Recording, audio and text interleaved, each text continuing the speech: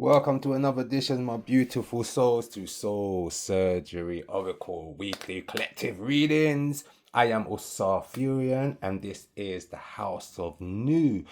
So, with no further ado, my beautiful souls, you know we touch base with the energies for the week that are activated within our lives that we could cultivate and utilize moving forward, my beautiful souls, until the following Monday. So today we're going to be looking at a specific Kemetic God card for our purpose for this week.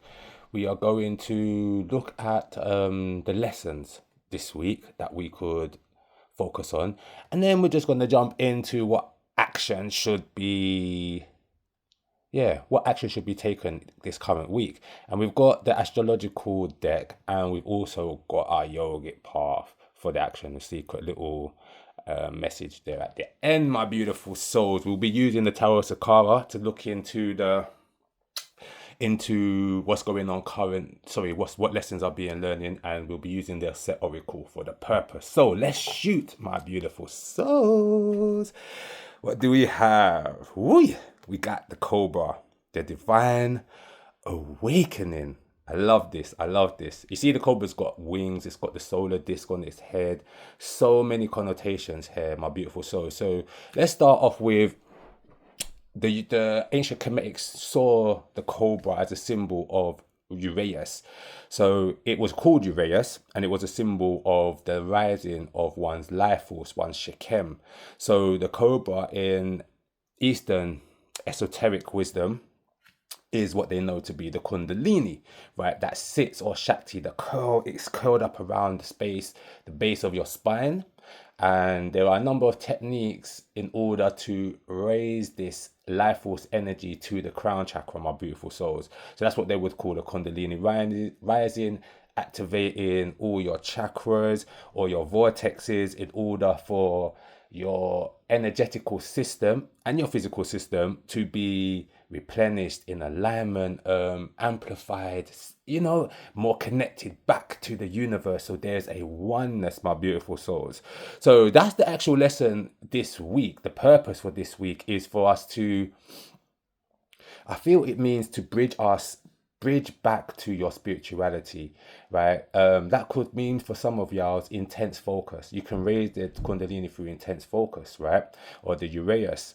It could also be cleaning up your diet, cleaning up your lifestyle, making time for breath work, energy work, exercises and stretches, right? Because all of this, or to dance, my beautiful souls, because the life force is highly stimulated through dance also. So you'll see that's why in a lot of African tribes there's a lot of chanting and a lot of dancing when it comes to celebration of spirit of life, my beautiful souls. So essentially this is raising your consciousness. There is no other way basically to look at this, my beautiful souls. This is raising your consciousness to its highest level. Like I said, bridging the connection back to you and the universe. So when you do breath work, the life force, the universal life force, the chi, is held within the breath. So once you breathe in, and that activates the lower prenatal chi, where there's basically, which is your Kundalini sitting. So what it means is that every person is born with a certain amount of energy, right? Every time we expend that energy through work, through sex, through entertainment, through anger, rage, fighting, right? A little bit of that life force gets depleted, right? And when the whole of that life force is depleted, my beautiful souls, that's when we experience death, right? Or sickness is what happens prior to the death, right? So what we're saying, that the ancients realized there were certain techniques, right, that through the process of spiritual development and self-development, they were also able to replenish their life force and restore. So your 60-year-old could have the life force of a 20-year-old, right? So through these different replenishments, these yogic techniques, my beautiful souls, tantric sex, there's a number of principles. But again, the Cobra you'll always see is always on the crown of an Egyptian king to show you the connection back to your third eye. A connection back to rulership, a connection back to linking back to the oneness of Asar, right? So you tapping back into that one consciousness. So it's almost like to tap into the one consciousness, we need energy. So we need to release the energy of the Kundalini, of the Uraeus, or it becomes the Uraeus, right? When it reaches the crown chakra, my beautiful souls. And you see, again, in esoteric principles through the concept of the tree of life, we're looking at the third eye and the crown chakra energy. So we're looking at Osar and Tahuti, right? As well as Sekha number 3 on the tree of life, because this is where we get the trinity of omnipresence. That's Osar, that oneness. And then we've got the omniscience, which is Tahuti, that wisdom. If I am one with all things, I know all things. If I'm one with all things and know all things, I can create all things. That's number 3 on the tree of life, Sekha, spiritual power. So you'll see that these are the creative organs of the Almighty, which we share in. We have a will and we have power. Do you understand, my beautiful souls? We have consciousness and we have a physical form, and that physical form is empowered by an energy. And that energy they knew as Shikem, Chi, right? And it had the ability to amplify or open gateways or connections, doors, right? Or bridge you back to source. So again, that is a focus for y'all. Everyone comes from different backgrounds. So everyone wants to know where to start when it comes to their spirituality. I would say look in your lineage, look into your bloodline, right? Go deep into your bloodline. Don't be afraid to also look out of your culture. But I find looking in your culture and understanding the esoteric belief systems beyond religion, right, that's within your family, can be quite beneficial. If there's nothing there that satisfies you, like religion don't satisfy me, so I had to allow my karmic past lives to intuit where I should go. Hence why I study the ancient Kemetic spiritual science, my beautiful souls, and a little bit of this and a little bit of that. So right now there is that fluidity available to you to dabble in a number of different belief systems, spiritual systems. I don't like to use the word belief system, spiritual sciences, right? Dabble and see which ones fits you or that you could best utilize in order for you to cultivate your own self.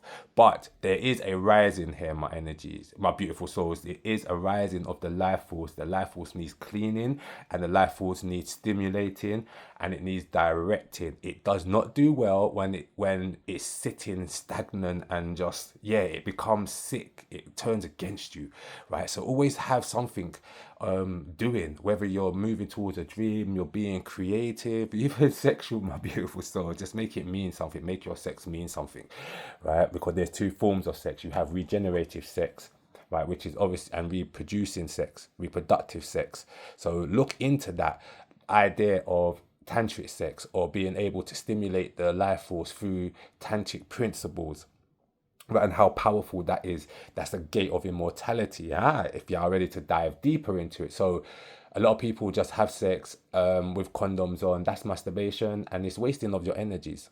It's wasting of your life force. So there's no people are not reproducing like they used to, because life is hard, expensive, blah blah blah, to be a parent, right? So it's like wasted life force energy, and we're not reproducing anyway. So it's like, okay, what did the ancients do? They explored sexuality and spirituality through tantric principles.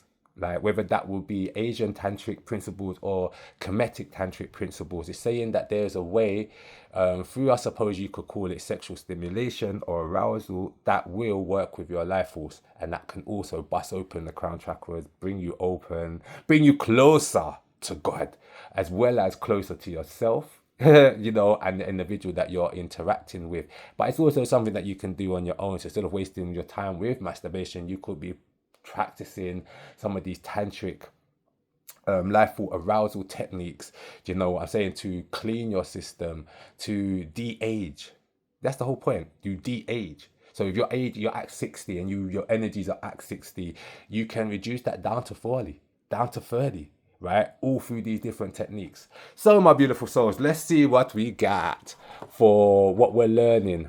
Ooh, see, there we go. Temperance, my beautiful souls. So we got the gods here, right? I put them like this, right? We see here, we have Heteru, right?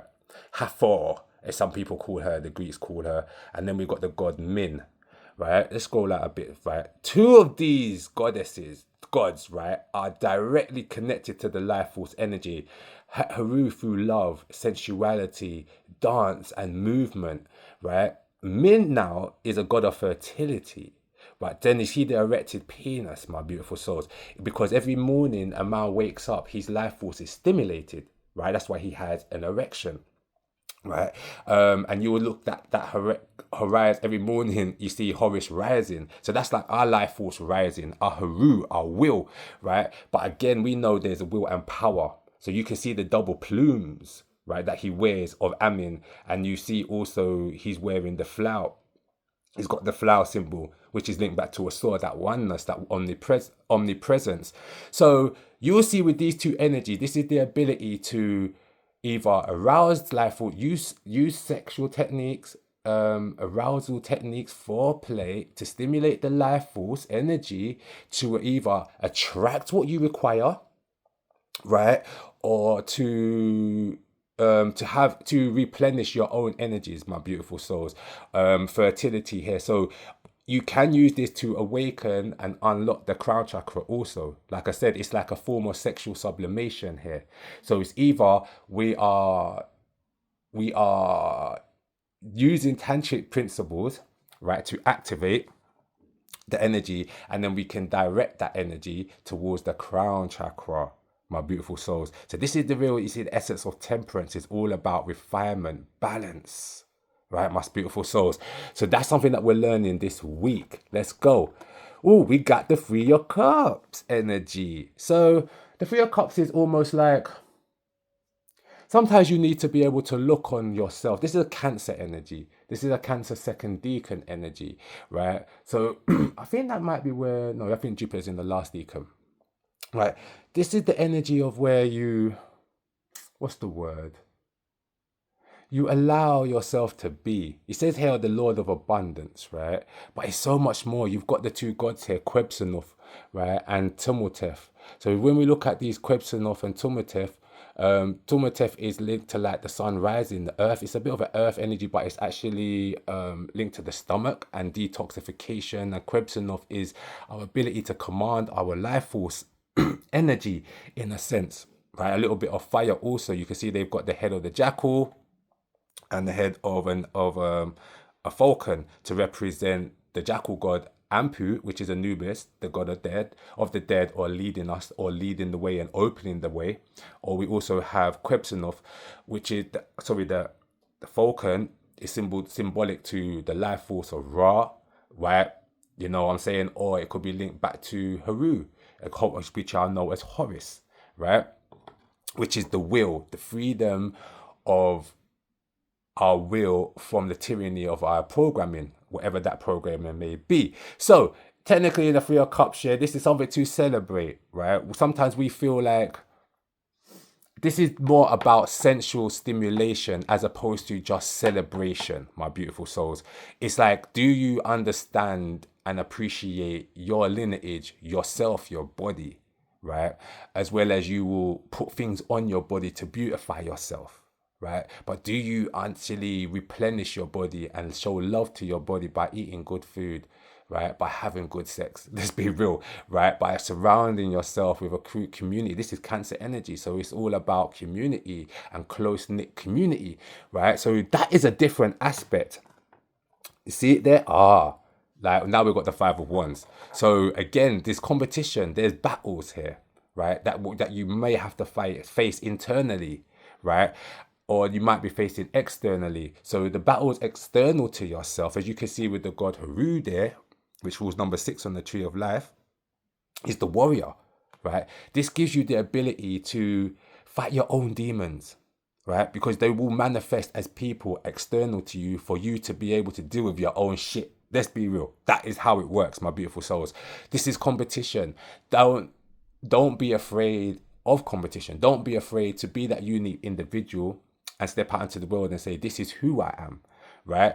Don't be afraid. Don't look for competition, because we have Ma'at Haru here, right? This is basically being true of deed, true of word, right? So make sure you're living from your most authentic self. Fives are challenging naturally in the Tree of Life, right? But this is a Leo energy, right? So the Leo energy demands courage, right? For you to transition this into a 6 of victory, this is us exploring who we are, right? Expanding who we are, learning more of what we are, right? And then standing in that. And then we will have people that will challenge that. But sometimes see the challenge as just a test. You sit down and study for years and you don't know what you've learned until you tested at the end, and then you gain your certificate. So see this competition as a way to gain your certificate in your spiritual development in the here and now, my beautiful souls. But again, right, this could be manifesting in your environment, but I'm going to look here to see what's going on right now in our environments. All right, what's the Saturn? We got Saturn in Taurus, so in the second house, right? It's time to be the boss, y'all. It's time to step up to the plate for some of y'all. For some of y'all, it's the opportunity to step into a form of leadership by using second house energy, which is your skill set, your talent, your abilities, right? And turning that. Saturn requires structure, right? Structuring a business idea or plan, right? And Taurus is all about satisfying your security. Maybe this has something to do with the land, or something to do with home, or something to do with, I don't know, like Taurus is ruled by Venus. So there's a lot of creativity that could be fashion as well coming in. But I also see on the flip side, some of y'all might be too stubborn. Taurus is slow, steady, wins the race. Saturn is naturally restrictive, right? So there's this energy here of some people might be dragging their feet when it comes to establishing some sort of business or work, right? Or some sort of career based on the skill set that they have, my beautiful souls. So that energy is coming up. I'm finding that energy there. So whatever it fits for y'all, take it. And then we got Venus in Sagittarius, which is literally now. She just transitioned into, oh no, this is Venus in Leo. I just get confused there, not Sagittarius. So she just transitioned into Sagittarius, which will be like a trine energy with this Venus in Leo card. This is, be aware, my beautiful souls, right? With all of this talk that we've mentioned about sexual energies, the libido, the tantric, all of that goodness there, right? When Venus is in the 5th, this is when children are born.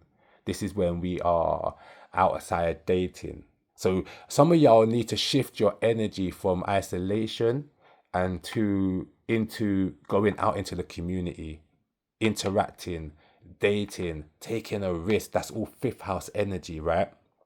And then Venus is all about creativity and wanting to couple up with people, interact with people. So for some of y'all on one side, this is saying that your life force now needs a stimulation, right? You know, when we saw this God here, you saw this energy here. So some of you might be hiding behind spirituality and be like, oh, do you know what? I have no need for sex and I have no need for a companion because I'm just all spiritual. And yeah, that's a spiritual escapism, right? Anything that you learn or the time you spend isolated, what's the point if you ain't able to take that learning into a practical action, right? So you can see Hathor here. This is the goddess that relates to Venus, right? And then you've got the god Min. So it's saying that there is still the need to get intimate with people. And if you're running from intimacy, then you're running from your ability to harness your life force energy also, my beautiful souls. So that's something for y'all to contemplate. This won't always be for everyone, but it will be for some. But yeah, as you see the Leo energy, right? So again, that's this is attention. My love needs attention. I'm going to do myself up. I want to be seen. I put myself out there to be seen. Ignore this affair aspect because I'm not taking that energy right now. But I will say to y'all that obviously if this energy, this love and fire energy is activated within you, make sure you hold on to your morals. That's why I said to you, you had Ma'at, which is truth, balance, law, and Haru of will. So make sure you walk authentically, right? And you are honest and truthful, because there is no reason to lie, to cheat, or to deceive. It's a weak energy. No one can tell me any different, right? If you want to have more than one partner, you want to sleep around, be honest, right? That's all it is, right? We Christianity has taught us this polygamy type of relationship, right? Which is again false, right? When you look back, and if it was really about spreading of genes, then people would be no, what is it? Which one's what is that? We are monogamous, right? It's polygamy, right? So there we come from a more polygamous ancestry than we do a monogamous one, right? I'll get confused. Poly is more than one and mono is one, right? So you have to ask ourselves, why do we have this concept of relation and sexuality and belief systems that we live by, which we know is being created by dogmatic religion and political agendas, my beautiful souls? So again, explore your sexuality, explore what love is to me or to you, sensuality. Don't forget to connect it back to spirituality, to energy. You understand, my beautiful soul? This is the opportunity of this energy right now. And finishing up with, woo, look at that, Atman. And we were just talking about this third eye. Crazy, crazy, crazy, crazy, crazy, crazy, crazy, crazy. Because when you look at the third eye and the cobra, this is what it awakens. Even when you go to the crown, the energy is understood in the third eye, right? And then that energy is brought down to the heart. And this is why we say we know it by heart. And then it goes into the cauldron of the stomach. And this is why we get gut feelings. It's all one channel, my beautiful souls. It's like the higher and the lower, you know? So Atman is about saying, I have spiritual amnesia. Right, some of us feel disconnected from our source, disconnected from balance or harmony. It just means that life has gotten a hold of you at this particular time, whether that's because of work or whether that's because of responsibilities. You know, you might be a parent, whatever it is, distractions, right? So it's asking us right now to get back to that state of Zen, right? It's about meditation, it's about breath work, it's about doing yogic postures, pranayama, asanas, right? It's about doing that. It might be about going on a walk, right? Giving yourself back time, taking back time for yourself to just chill the hell out. For some of y'all, it will be deeply spiritual. But some of y'all, it might just be kicking back on your own, pampering, you know, using some oils in your bath and lighting some candles. Some of y'all, it is deep meditation you're going into. Some of y'all is just being back in nature, going for a walk, putting your feet on the ground, even though, well, depending on where you are, I'm in England and right now it's winter. So find your means and your ability, right, to bring yourself back to a center, right? Because this is what Spirit's trying to remind you, that you are cosmic dust. We might have been struggling lately financially, business-wise, work-wise, whatever you're struggling, maybe in your relationships, you're forgetting that you are a god or a goddess, a Netaru.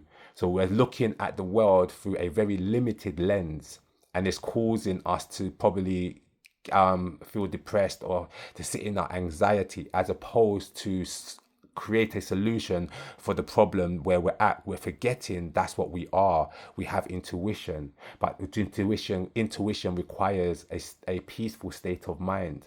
Do you understand? Or a body that's at peace.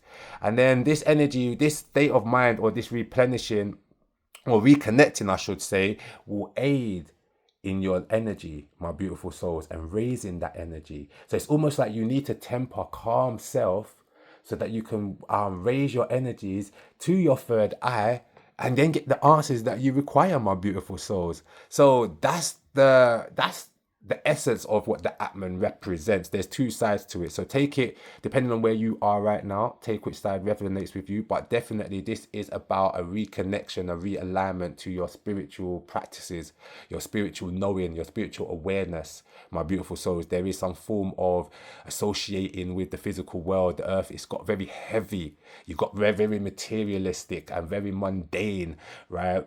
But remember what we are. We are conscious beings, conscious spiritual beings having an earthly experience, right? But we've basically, our ego, right, needs to be reorientated, not destroyed. The ego is supposed to celebrate what and whom you are. It's just that the ego is trapped up in the programming of this personality, which is a survival instinct, right? And we're stuck in that survival instinct, telling ourselves we're this, we're that, and we're doing all this stuff, right? And we're losing track of that greatness. So we're kind of one of those essence of where we have to unlearn everything that we've been taught in order to learn everything that we are. Gee, that's it, my beautiful souls. Anyway, let me know in the comment sections how that resonates with you this week. So there's a new setup this week because I'm in a new spot, but we'll be back to my original setup next week, my beautiful souls. Just to let you know, we have look out. I will be letting y'all know my book will be dropping soon. Be calling Living as Usar. It's called Living as a Star. Check yourself before you wreck yourself. So basically, it's a little manual. It's not a little manual. It's a manual that will looking at the Kemetic spiritual science of the Pa'ot Neteru, the tree of life, and which y'all know as the Kalbala in some circles, as a spiritual development, spiritual cultivational system, my beautiful souls. And on top of that, we add in a little bit of oracle, the Hermetic oracle or Hermetic tarot, and astrology, all into a little program that one could follow and discover and understand more of whom they are as an individual. Your background, your religion is irrelevant when it comes to spiritual cultivation. So it is open to all. So it will be called Living as Usar. And Living as Usar. Check yourself before you wreck yourself. So yes, my beautiful souls, that will be coming in a few weeks. I just thought I'd give y'all the heads up. Kaboom! Until we link up next week, I will be dropping a blind spot card this week also. So look out for the blind spot card. The blind spot cards readings are basically shorter readings, and they focus on literally a blind spot of our life in this week. So last week it was about using transcendentalness or spirituality as a means of escapism. So check out that video, my beautiful souls. Very, very interesting dynamics. And remember, it's when we look at the blind spots or when we look at any of these aspects, there is no persecution. There is acknowledgement, and with that acknowledgement, we're able to make changes because we are transcendent beings. So this is not about blame, persecution, or you're this, you're that, I'm stuck. No, everything is fluid. Just remember, you are made of what the universe is made, infiniteness, right? The inability to be destroyed, only the ability to transform. So we have that same power in the same qualities, but not in the same quantities, my beautiful souls. Kaboom! That's me signing out. Osar Furian, House of New. Love, light, my beautiful souls. You gotta say a little darkness too, because the light is what conquers the darkness, right? And the darkness also hides our gifts and protects what's valuable to us. So yes, love, light, and darkness, my beautiful souls.